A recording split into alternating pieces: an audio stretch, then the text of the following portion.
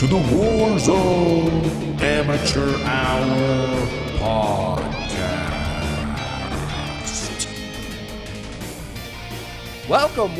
Welcome back. It's the Warzone Amateur Hour podcast. This is episode 23, dropping in hot. Thanks for joining us. Tron here on the mic, joined as always by the 10-inch Cowboy. How was the week in the Warzone?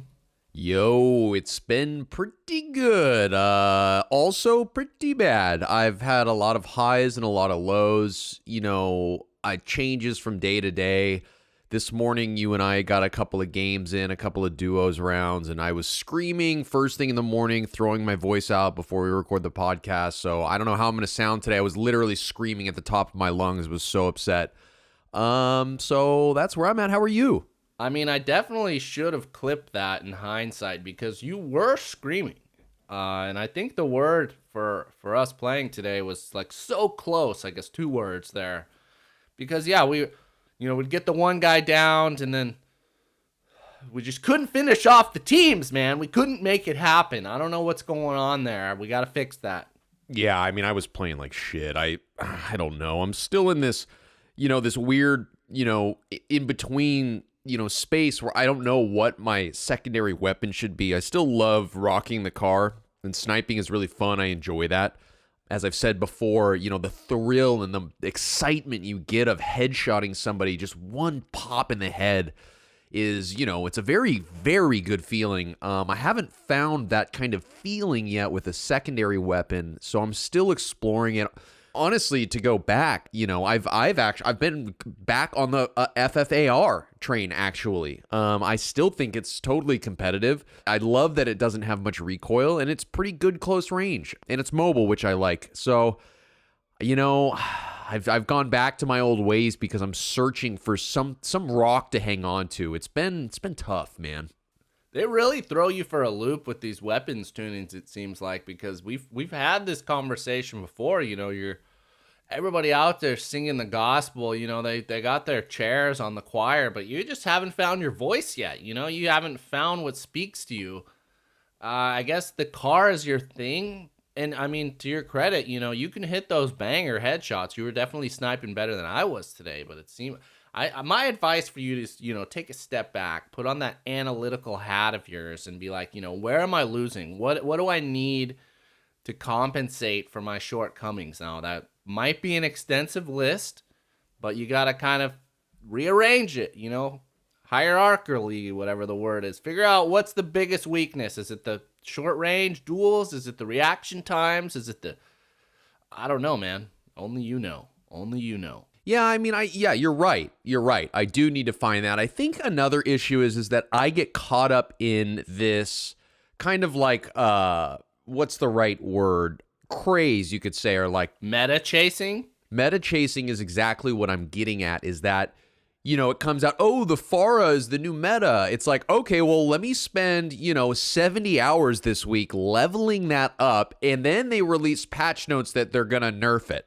And that's happened to me a couple of times now. I was like, all right, I'm going to go with the FARA. Like, new season, I'm going to do it. Boom. And then they nerf the FARA. I mean, I know it's still totally competitive, but it's just like, fuck, like I put in so much time.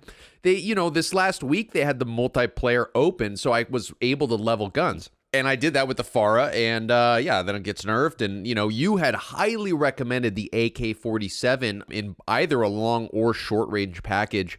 I built out the long range with the exception of 1 or 2 attachments that I still need to unlock. I think my AK is at a level 44, and I think I got to get it to a 48 before I can fully build the kilt out. But the recoil on the AK is just too much for me. I just can't handle the recoil. Either the long range, the higher damage model, or the short range model, it's just too much for me. So the AK, I'm going to, because I'm so close and I put so much time into leveling it, I'm going to get there and see how it is. But I don't know. I'm getting lost in the world of a secondary.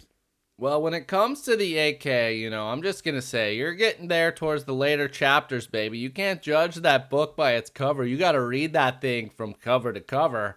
Get to the final chapter, get that GRU suppressor on there, those other final attachments, really bring it all together, because I have certainly, if there's there are always questions for Tron when it comes to the Warzone, but at the moment, when it comes to the AR of choice, it's the AK-47. No need to harp on that more. We did a deep dive last week, but it's me, baby. Like, this is my shit. That's why I play the game. But that said, they didn't actually nerf the FARA 83 yet. Oh. However, let's just dive right into it, listeners, because you're here for the news. You're here for the insights. You're here for the Warzone feast of feasts, I guess you could call it. But Raven this week teased that there's going to be some upcoming changes weapons-wise, and they went ahead, gave the news that everyone was expecting, many were dreading, and that's there's going to be some adjustments coming for the AMAX most notably, but also the FARA 83 and the Bullfrog. Now, they didn't specify what those adjustments are, how severe they were, but they also said there's going to be some changes to the ADS firing speed on Cold War attachments. Quick reactions from the Cowboy. My first reaction is, okay, AMAX, yes. I think, that makes sense. The FARA, yeah, I mean, I guess, yes, that makes sense. It's probably the meta. They're probably going to dial it back a little bit to balance things out. But the weird one is the Bullfrog. I'm not sure why they chose to nerf the Bullfrog. I mean, it's a competitive weapon, but is the Bullfrog really that good to where it needs to be nerfed? It seems like they're just like being kind of like preventative here, but it's bizarre. I mean, I've used the Bullfrog leveled up. It's not a bad weapon. I mean, I like it, and I love that it has massive ammo rounds on it. For a guy that likes to spray all over the place and not usually hit his target, the Bullfrog is a breath of fresh air with 80 bullets in the chamber, but I don't understand why they would nerf it. That's the only thing that bumps for me. Well, see, here's the thing where I'm at is, they teased balancing adjustments. Now, the assumption is obviously that could mean nerf, and I think obviously for the AMAX it will be FARA 83 probably. Bullfrog, though, maybe we get a little bit of a buff there. Oh. Maybe it's a nerf/buff situation. I don't know. Oh, changes doesn't necessarily mean nerf. It could mean a buff. If they buff the Bullfrog, I feel like that'd make a lot of people happy. I feel like the Bullfrog is a fan favorite. Everyone wants it to be good. I think it's because the name Bullfrog's a dope name for a gun. What do you think? Yeah, we've talked about it. It reminds me of the Creedence Clearwater, John Fogerty singing it out there on the bayou, but haven't really messed with it in the Warzone. But I'm with you. I think the SMG meta is too far leaning towards Mac 10 MP5. Get the Bullfrog in there. We'll see what's coming with that. Hopefully it's something, but again, like, we're less than we're a week into this new season now, I guess a little more, and they're already making these adjustments. Again, I'm encouraged. The tide has turned something on Raven. Now, the FARA 83, I haven't messed with it. I've watched a lot of players use it. It doesn't, to me, seem out of balance, so I'm curious what's happening there. And then the AMAX at the moment, it's the unquestioned TTK king. If you watch any streamers, they're all running that. So I think it's time. It's time to make some sort of nerf. Now, I'm curious what that's going to be. Because as we've talked about, the AMAX is like a pinnacle of balance. You know what I'm saying? So, big pivotal stuff here. I mean, we talk about the weapons are in balance now. Imagine after these changes where we're going to be. Yeah, and what would be really interesting, the Bullfrog, obviously, if you level it up, it has a massive chamber, 80 plus bullets in the chamber. What'd be really interesting is that if that attachment for the larger ammo capacity, if you were to go with a smaller, because if they buff the Bullfrog and it's powerful and that big of a chamber, I think it's going to be unfair. It's going to be a ridiculous meta, that many bullets. That was one of the things that kept like the Mac 10 in check, is that you rip through bullets so quickly you do have to reload. True. So what would be interesting is that if they made even a balance of power within the attachments. So say you could have 80 plus bullets in the chamber, but it was much weaker. Or you could go with, say, 40 in the chamber, but they were much more powerful and there was much more damage to those bullets. Like, they could even start doing that kind of shit, which would be really great. And I think it'd be great for the Bullfrog. I fucking love it, man. You're in my headspace now, baby. It's all about checks and balances, teeter-totter towards one side or the other, baby. So we'll see what's coming down the chamber. Keep tuned on the podcast. We'll be sure to update you there. Now, the other, though, interesting change they teased was this change to the ADS firing speed on Cold War attachments, and the assumptions, or the expectation floating around at this news is everyone's been talking about how, we mentioned it last week, the Cold War guns, they just have a faster movement speed, and I think a lot of it is because of these attachments that people are using. And J-God even tweeted a clip that he had posted like 3 months ago, where he basically had predicted all this, saying like when Cold War fully integrates, it's going to be the ARs are going to be the new meta. Like, they just are faster than SMGs and more powerful, so there's no reason to rock an SMG. And we fucking saw that with the FFAR, full bore. So I think we could have some really interesting tweaks here to try and bring the SMGs back into the forefront. Maybe it combines with the Bullfrog here.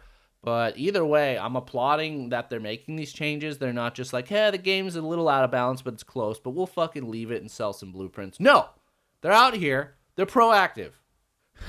Yeah, totally. How's that Raven and Activision turtleneck sweater and the diamond rings and the cash that they're pumping into your bank account, man, you bootlicker? It is extremely snug. And 100%, I mean, I don't have such a thing. Fuck you for accusing me of that. Let's move on to our next bit of weapons news here. This wasn't like an official, note, but Raven responded to a Warzone streamer tweeted out to Raven. He said, yo, can you guys remove the Street Sweeper shotgun from ground loot? And they actually responded. They said, we're taking a close look at the Street Sweeper in general. Changes are coming in the next update, but no details to share just yet. Again, we're seeing this communication. We're seeing this active thirst to get the game in a good state. Now, do you think this is because they're starting to see like maybe a drop off in the player base, or they're starting to see Battlefield is coming down the pipeline here? Where do you think's going on behind the scenes, baby? I mean, my first question is, were they doing these Twitter responses to influential streamers last year before, say, like the Cold War integration? Were they doing this, or is this kind of new communication lines being made? From what I had seen, very rarely were they coming out in public, and that was part of the outrages. They were just so silent. It was like a fucking walled off, XCOM base that you couldn't infiltrate. You had no idea what was going on behind the scenes, and now they're just way more transparent. So that's where I'm at, I think. Yeah, interesting. I mean, I think that there's definitely pressure from other giant video games that may or may not release battle royale games that will certainly take audience and players away from Warzone. I think they're looking down the shotgun, and they're looking at these other companies that are basically like the time is now. It's going to happen. They're going to do this, and it's putting, I think, probably Activision, Raven, whomever on. I think they know what's going on, and I think they're trying to make amends for, say, like the lack of communication that they had for the first year of the game being out. I wish it was like this all the time.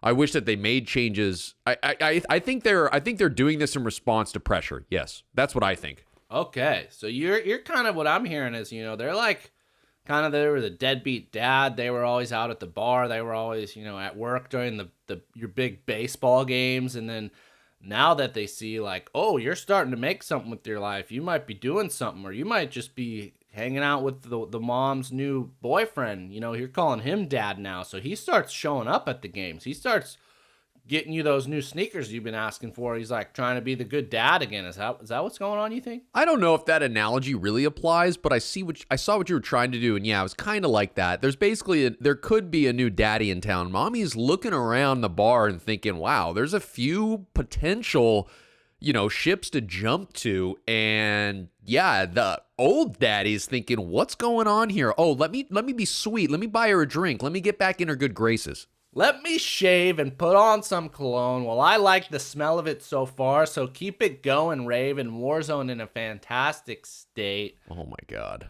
We did have a patch issued midweek on April 28th, and they fixed the bug where I had experienced this many times, where the gas mask, the overlay of like the mask on your face, which I guess would be start cracking as the gas mask breaks down. There were issues where that would remain on screen indefinitely. And I guess the issue was it would occur if you were exiting the gas as the mask was fully depleting. So they've now fixed that, allegedly. I have firsthand experience with that. That did happen to me. Yeah. I believe I lost the game at the end because, yeah, I mean, I had the mask attachment on and it was hard to see and it was fucked up. Oh, that was the reason. Yeah. Yeah, that was the reason. Yeah, definitely. That was the reason. It slowed me down. My ADS was a little slower. Yeah. Okay. Well, they made another change, and it was directly from, maybe they're listening to this podcast because it was a direct response. I mean, a request we had made, a suggestion we had thrown out there. When we talked about this Verdansk resurgence mode, we were like, hey, circles are too big, man. They're not moving fast enough. So what did they do? In part of this update, they said, hey, they reduced the size of the first and second circles for Verdansk resurgence.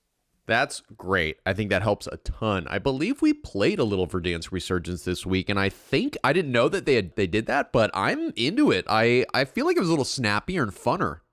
Funner? Yeah, it was, again, funner is not a word, but yes. Yes. It was way more fun this time around because, yeah, we ran it once before, or I don't know if I was with you. It was a one and done. I was like, this is dumb. But then we ran it again since these changes. As you said, way more heightened, way more of that resurgence. I mean, we actually had teammates fucking respawn this time around, so we got to see the resurgence mechanic in action. Your boy Tron had 6 kills. I think I killed 3 people with the single clip of my AK at one point late in the game. All right, let's stop talking about the AK. Well, let's talk about you, though, baby, because I wasn't there for it, but I heard secondhand that you had a clutch in quads on April 29th. Do you remember it? Do you want to share any of that? I'm not sure what a clutch means, but we did get a quad win it was one of the first I've had in so long, and it was, yes, fantastic. I was the last one alive. I ended up finishing off the other last person of the other team, and it was fantastic. I mean, it sounds glorious and great, but it was in the bunkers and military, and we had our positioning was on top of the bunker, and they were in the bunker beneath us. The gas circle was getting extremely small. There's only a couple, it was like 2-on-2 or 2-on-3 or something like that. And whatever, the gas had pushed, so they had come out, and 2 of my teammates went ground floor to get them as they came out or something like that, and there was a gunfight, and, I was up top just, waiting it out, not really participating, but then my guys died, and I realized, oh shit, it was 1-on-1, and the guy on the other team, he was cracked, he was one shot. So I jumped down and finished him off, and I looked like the hero. I can't take all the credit. My boys fell before me, so I could, look like a hero. So, but thank you. Yes, it was a great win. Wow. The least enthusiastic, taking responsibility, clutch conversation we've ever had. Well, it goes back to our very debut episode where I explained the definition of a clutch to you. So let me just remind you that term in gaming parlance means, the last player remaining on a team comes through to win the match for his team. And you did that technically. Technically, I did. Technically, yeah, it was great. You only had to hit a shot or 2. Those shots mattered. They needed you. You came through. So I'm going to give you props. And if I recall correctly, you're going to laugh out of this. I jumped off the top, and I was looking at this guy, and I was trying to spray him as I was, falling in the air like a badass. And I hit the ground, and he hears me and turns my way. And I then again look down my sight, and I think I was using the FARA at the time. And I just do a classic horseshoe around his head where I, from the right, just do a perfect little semicircle spray around him so I don't hit him at all. And he only needs 1 shot. So I completely miss, waste half my round, and he's shooting me, and I'm about to die. And then I just, I correct to the right, and I end up hitting him 1 time, and he dies. And if that guy watched the clip of him dying and me shooting at him, he probably was upset that he died to me because I looked like such an idiot. Wow. Could have been disaster. I mean, we were going to have content at that moment for this podcast regardless, it sounds like, but it went your way. You were able to readjust it. If it was the FFAR, I'm impressed because you can go through those 50 rounds quick, as we've talked about. But on the flip side, over in Tron household this week, we had we had Lady Tron, my significant other. She was eager to get a taste of the Warzone. So I threw her into Plunder, gave her my AK Kar 98 loadout. She was able to actually snipe someone successfully though she immediately fell out of the ladder chute on the fire station tower and died. Ooh, done that. Been there. For those of you who listen to the podcast, for those of you fellow amateurs, I'm going to go ahead and play a clip I recorded of her reaction, and we'll see how you guys relate to this one. So let's play that now.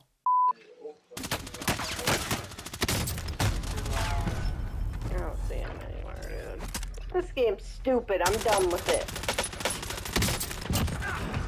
I can't see anybody. Yeah, that sounds about right. I definitely empathize with her on that regard. I've definitely been there. It's, once an amateur, always an amateur. She's a true amateur, and no matter how long I play the game, I still feel that way. I know you can relate. I think what was really hilarious to me is I think you and her used identical verbiage to describe your dismay with the game. A few weeks back at the opening of the episode, I played you all that clip of the cowboy. I believe he said, "This game is stupid, I'm done." And I believe in the last clip, Lady Tron said that. So don't think she'll be dropping in again anytime soon. But that's where we're at with the Warzone. That's what it can do to you. The highs and the lows. Yeah, it's funny. What would I call her? I wouldn't call her the 10-inch cowgirl. I'm not sure what I would call my significant other. Maybe Lady 10-inch cowgirl? I don't know. I'll have to think of something there. But she has been known to drop in a time or two. She actually really likes playing the game. Plunder, or are we talking like regular full bore here? Well, so her jam is it's the bot version of the training. So it drops you. What it used to do, it would drop you in the quarry area, and there's like 25 bots in you. And you would basically, they're not very good, but then you kill them all and you win. And it's kind of like a training grounds for the Battle Royale version for Verdansk. And she plays it all the time. She plays it like every day. Like, wow. Every time I go in the living room, she's like, getting some reps in. And it's funny because we've talked about this before when, in the beginning of Warzone, dropping in was a scary thing. Like I was afraid for like the first month of playing the game, running around. I was not as cavalier as I am now. And watching, she's still got that same fear when it comes to dropping in, because it's like at any point you're gonna die basically with the skill level that she's at. You know what I mean? Any house you go into, any gunfight that you initiate, like you could be dead so quickly. So yeah, she plays it and she likes it. It's just a little scary for her to step onto the Verdansk side of things. But I'm trying to get her to get into Rebirth, because it's like there's, you can die and you come back, and you die and you come back. But in time. Well, maybe we could coordinate a little duo session. We get our female counterparts in the zone. I'll sit by Ladytron's side. You sit by whatever nickname you're going to end up going with there. We're like coaching them up. They're going into it. Could be some cool content. Now, I should preface by saying Ladytron's no fucking slouch when it comes to the games. Like, we used to talk about H1Z1. She would play that game pretty hardcore, and she got at least 2 or 3 second place runners up. So, I mean, to do that in a Battle Royale game, it doesn't matter what it is. It requires some skill. Yeah, it's better than us. Yeah. That's for sure. Yeah, we should coordinate something. It's also, and I'm sure that if there are people out there that play the game often that listen to this podcast, and their significant other plays the game, but not as often, but they want to get them to play the game, so they encourage them to try it. I know you'll agree with me here. It is sometimes so stressful watching someone else play that doesn't know what they're doing in like a high stakes situation. You're like, you pick up the armor. Yeah, hit triangle, pick up the armor. Okay, now you need to reload. No, it's square. No, hit square. And it's like, honestly, it's almost too stressful for me sometimes. I don't know if I have the patience to, really like, I mean, I'm an amateur too. Like, I'm not I'm not the karate master here teaching the kid. You know what I mean? Yeah, I mean, what you just described, I feel that every time I'm spectating you while I'm dead. Yeah, well, fuck you. All right, well, interesting little tidbit floating around the Twitterverse this week that I picked up on is Activision. They sent out, I guess, a survey to random people. I didn't get one, so clearly I don't work for them, and clearly have received no monetary compensation for these flattering terms and things I've said about them. But only someone that has gotten that kind of compensation would make a comment like that. Maybe. Go on. But Activision came out in this survey and they teased that there's a fast travel system potentially coming to Warzone called Red Doors. And people pointed out that in that little cinematic where Verdansk was nuked, there was like a weird red door. So people are theorizing it's like a thing, you know, you walk through like a fucking door on, let's say, Promenade, and then maybe it can shoot you out across the map over on Quarry or something like that. How do you feel about this? I don't know. I mean, I take the position that I like when they make updates, and I like that they change things, and I like when they try things. You know, some things should be a little more thought out than others, like adding the RCXD system to buy at the bottom where the loadout was. That was a nice idea, but it was a horribly executed idea. I think that I like it when they try things. I don't know how I feel about this. I'm not sure if I'm going to be into it or not when it happens, but I do like them trying to change the game and progressing the game and like keeping it on its toes. Like I like when it's constantly evolving. There's a lot of things they can do to do that. This being one of them, I would support this. Yeah, I'd like to see where this goes. But if, you know, it's shitty and it leads to like, you know, horrible, who knows what the fuck it's going to lead to. But if it does, you know, then they change it back. I like them trying things, basically. Long story short. What about you? Yeah, I think it's going to be execution dependent. I think in theory it makes sense because... That's well put. Yes, it is execution dependent. Yeah, because as I'm thinking, like, I guess that's what... Remember when they had the whole Metro system they introduced? I think that was their first attempt to allow something like this where you could kind of, quote-unquote, teleport around the map. Although, you know, me with my fucking sense of direction, dude, I'd get on that train. I had no idea where I was going to be getting off. Like, I'd literally have to be like, which fucking one do I go out? And my friends would be like, oh, look for this shit on the destination thing. I don't know what I'm doing. Yeah, honestly, you don't even know if you're on Rebirth or if you're on Verdansk, frankly. Yeah, I'm just running into buildings trying to find shit like I've never been there before. But that said, you know, if there's some way to kind of, that's what's going to be curious. Is it going to be like a random thing where you just go through this red door and it could fucking throw you out anywhere? Is it going to be like, oh, this door connects with that, which again, in the storytelling narrative thing, we'll just not even go there because it's just too far gone for now. But that could be coming to Warzone, so keep an eye out. Help people traverse this new map. I like the idea of it being a random spew out.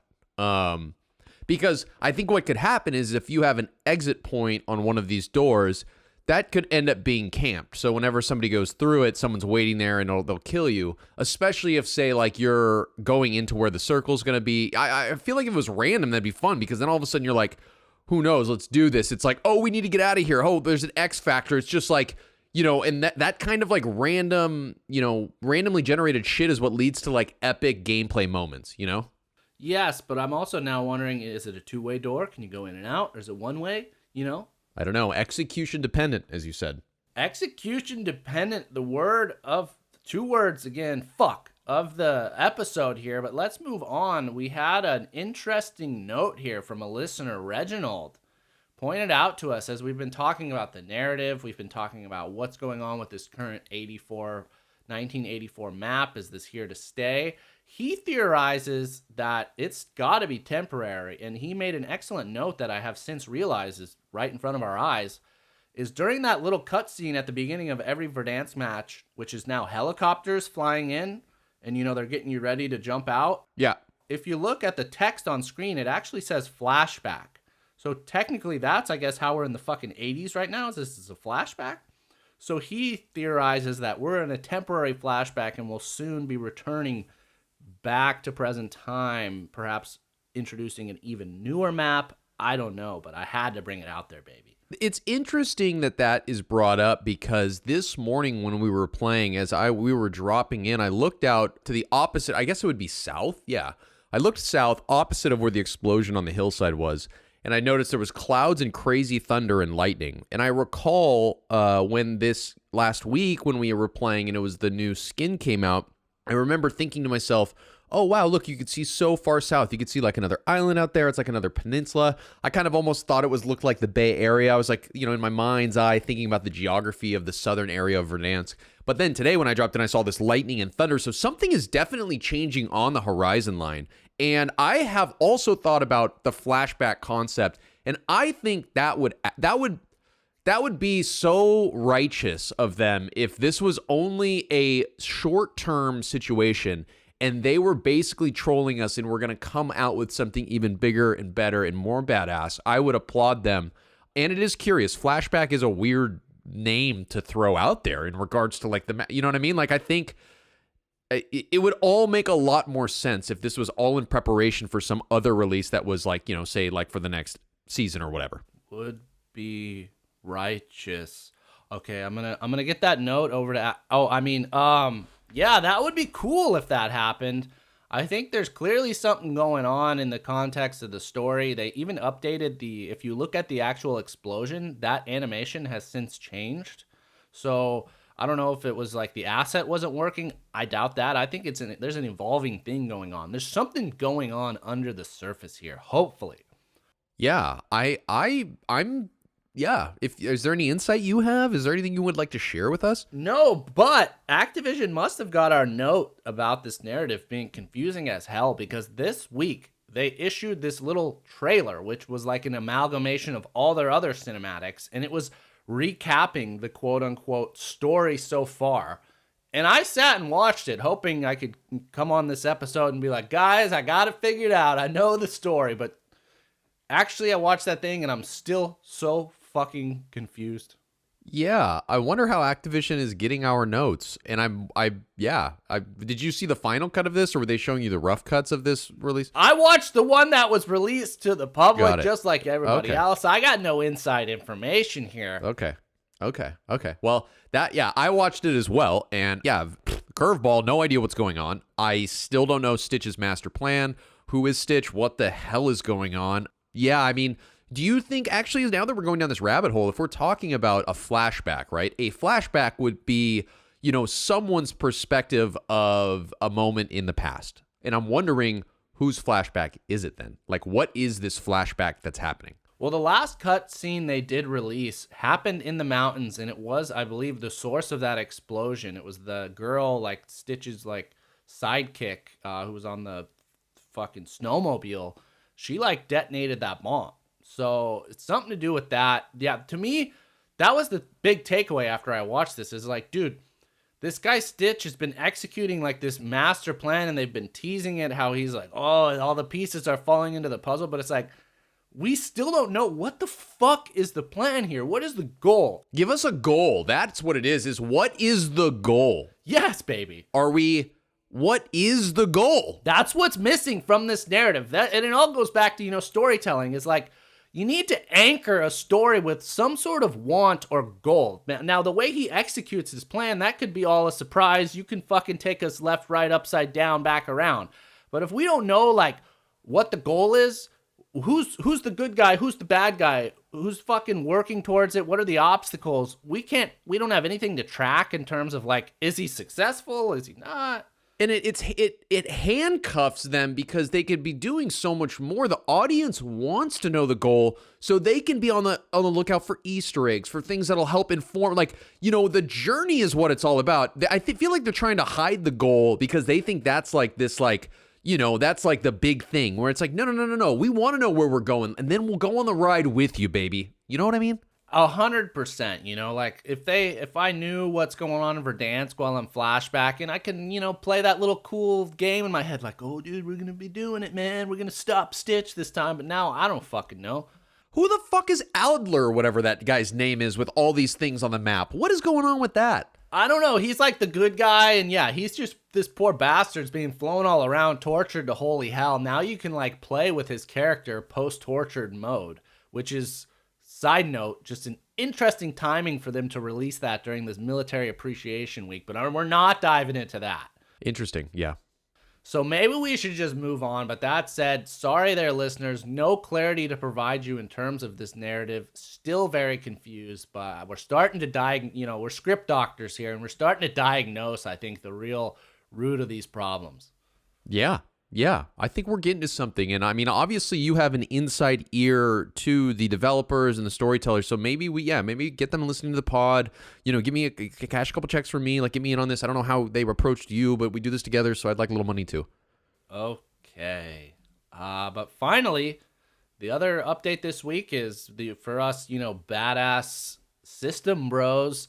They released a 4th high-resolution texture pack, so if you're out there, you have the capacities, get that downloaded.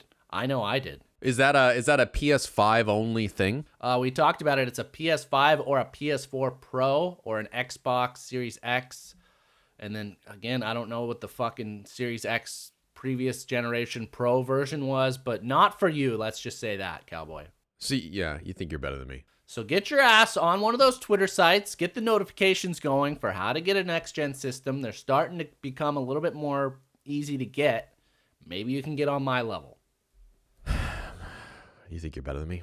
Yes, I do. So let's end with a question from a listener. We had somebody looking for some advice. They said, hey, Tron and the Cowboy, you know, I got all these weapons I need to level up. What's the best/fastest way to do that? Do you want to dive into this, or how do we want to do this? Well, yeah, it's interesting. When I first started playing the game, I was told by more, senior advanced players that the way to level up your guns was in Plunder. You have that weapon out as you either are killing people in Plunder or you're running contracts, which gets that experience up because it's all about getting those XP points on your gun, and that's how it's going to level. So in Plunder, that used to be, it seemed, the simplest way to do it. But I think that that's still a viable option, but there may be some other ways. What do you think? Well, yes, I think the short answer is you can't go wrong with Plunder. And as the Cowboy said, it's about XP. However, you should be aware that there's 2 types of XP in the game. There's like normal XP and there's weapon XP. Weapon XP is what you're looking at. So my advice is, if you're looking to dive in, get a weapon leveled up, first off, if it's not currently like a promotional double XP weekend, then go into your little inventory. If you're on a console, you have to click one of the sticks, and you should have a few of them. Pop one of those double weapon XP tokens, because that's just going to help you out.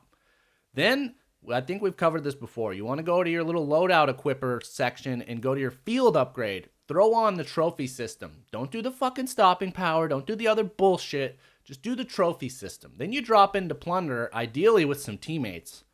And you got to find some helis, ideally.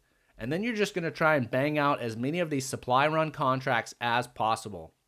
However, you need to make sure you have the fucking gun that you're trying to level up out while you're finishing these contracts, or else you're not doing yourself any favors. So if you can get a few teammates, one teammate goes and hunts the contract, the other one completes it, you can literally, I've done 16 in a single round, you can level up a gun levels and levels and levels. So that's where I'm at as my recommendation. Yeah, another way of doing it, which I think by the time this podcast drops, I think that multiplayer is no longer free and available for Warzone players. You'd have to buy the multiplayer Cold War version. But that also is an excellent way to level up your weapons. When it was free last week, that's what I was working on to get my AK up to speed. In multiplayer, multiplayer is a totally kind of different ball game. But what's interesting is that the XP for your weapons and for the battle pass translates from Warzone to, the multiplayer version. So you can go in multiplayer, spend a couple of hours just getting shredding people, getting a bunch of anxiety, freaking out like I did last week. But you're leveling up those weapons quick because you're using the AK. And then when you pop back into Warzone, boom, the AK is still at the same level and is still hanging on to all that weapon XP that you just used in the leveling on multiplayer. So that's another way to do it, but you'd have to buy the multiplayer version to do that at this point. Yeah, I think it's a matter of taste, matter of preference. I talked about last week, I was going to try and do it in the multiplayer. It wasn't my thing. I'm not that good at killing. I'm much better at flying the helicopter and landing on a buy station. I've gotten that down pat. However, final potential pro tip here for the more advanced players or more, I guess, bold players. They want to go higher risk, higher reward here is, a colleague of ours, I would call him, we drop in a lot, Chine. He pointed out that if you actually are playing standard battle royale, not Plunder, that when you complete contracts, the XP actually starts to multiply. So if you can manage to get your loadout or whatever gun it is that you want to level, and then you just do supply runs or whatever contract it may be, typically supply runs and the recons are the fastest to complete.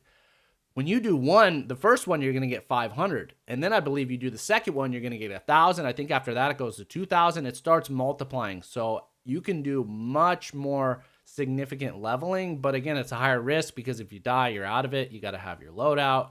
People are camping the fucking buy stations. The game sucks. I want to quit it. All that stuff. Yes, that's interesting. I wasn't actually aware of that, so thank you for sharing that. Yeah, so I mean, I think that's really it. You got option A is plunder, option B is multiplayer, and then obviously if you're using that weapon consistently in the Warzone when you're in Verdansk or Rebirth, I mean, Rebirth's also, I mean, it's not the same. It's not as like, it's not leveling on steroids, but shit, if you grab your weapon and you're in Rebirth, you play a couple hours of Rebirth, you know, and you're just kind of sticking to your one gun with your loadout, boom, bada bing, bada boom, baby. Yeah, and you know, plunder isn't team dependent. If you are a loser who doesn't have any friends like me, you can do it on your own. Do the don't fill plunder. I do it all the time. I got tears streaking down my cheeks while I do it. You do don't fill plunder? Yeah, baby, all the time. That is so pathetic. Yeah, I know. Wow. Well, whatever. But that's cool. Yeah, so that's how we would recommend doing it. Or I mean, shit, join the Warzone Amateur Hour Regiment. And then bada bing, bada boom, grab a couple friends, have a couple laughs, couple of good times, plundering, get some supply runs, and there you go. You don't have to do no fill. Well, a final note, speaking of weapons and leveling up, we had an old friend of the podcast reach out, Sweepstakes Steve. He wanted to recommend the XM4 in the current state of weapon balancing. He said that thing is pretty savage. He's having a lot of success. I've been seeing some streamers use it. I've seen that it really has moved. It sounds like to the forefront of the AR conversation. I haven't really given it a go because I'm more of a traditional M4 guy. And as I said, if the AK is viable, you're not going to fucking pry that out of my hands. But check it out. See what's out there. If you got any tips, again, on weapons, we had a lot of people reach out this week. Really excited about that. That's going to do it, though, for us this week on the Warzone Amateur Hour podcast. Thank you all so much for dropping in. Again, as we've said, continue to follow. I believe now on Apple Podcasts it is following, so no more subscribing, except on YouTube. Keep sticking with that. Just do whatever it takes to get the Warzone Amateur Hour delivered to you on a weekly basis. We appreciate your support. We love it. Heads up, though, that the Warzone Amateur Hour Regimen, we're going to be closing open invitations once we hit 100. We're currently at 80 members, so if you want to get in there, let us know. Yeah, baby. Yeah. Hit us up. All right. Well, we will talk to you next week, and until then, good luck in the gulag. And you know what? We should talk about the new gulag and how we like to approach it and what not to do next week, maybe. That might be a good point of discussion because I've been fucking dying in there a lot. I'm going to stop talking. I'm out of here.